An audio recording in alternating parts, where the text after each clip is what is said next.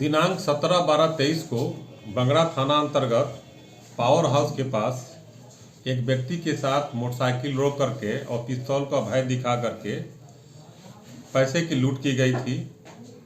शुरू में ये कांड थोड़ी संदिग्ध प्रतीत हुई, लेकिन पुलिस जो है इसको सत्य मान कर अनुसंधान प्रारंभ की। अनुसंधान में पाया गया कि ये घटना सत्य थी और उसके साथ लूट की गई थी। 1,20,000 रुपये की लूट की गई थी। अपराधियों का जो भागने का दिशा था, उस दिशा में पुलिस कार्रवाई कर रही थी। इसी क्रम में थाना अध्यक्ष, बंगरा थाना अध्यक्ष जो अभी मनीषा कुमारी गई हैं, इनके लिए कि यह कांड चुनौती था, चूँकि पहली घटना थी और ये मानवीय सूचना के साथ साथ लगातार उस पर कार्य कर रही थी। इस क्रम में मालूम चला कि एक मोटरसाइकिल के साथ 3 अपराधकर्मी मोहम्मद आरजू के घर के पास गए थे और उनके घर पर थोड़ी देर रुके और फिर वहाँ से जब चले भाग गए वहाँ से।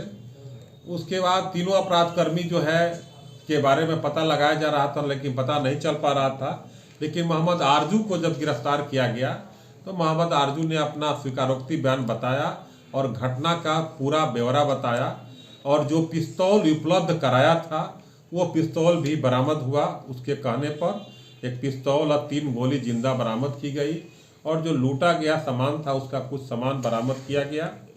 इसमें बहुत आश्चर्यजनक बात है कि घटना कारित करने के बाद 3 अपराधकर्मी जो इनके 3 साथी थे, वो तीनों अपने कोई दिल्ली कोई हैदराबाद के लिए प्रस्थान कर गए और उनको जब तकनीकी साक्ष्य लाया गया और सीसीटीवी फुटेज देखा गया तो रियल में घटना का पर्दाफाश हुआ।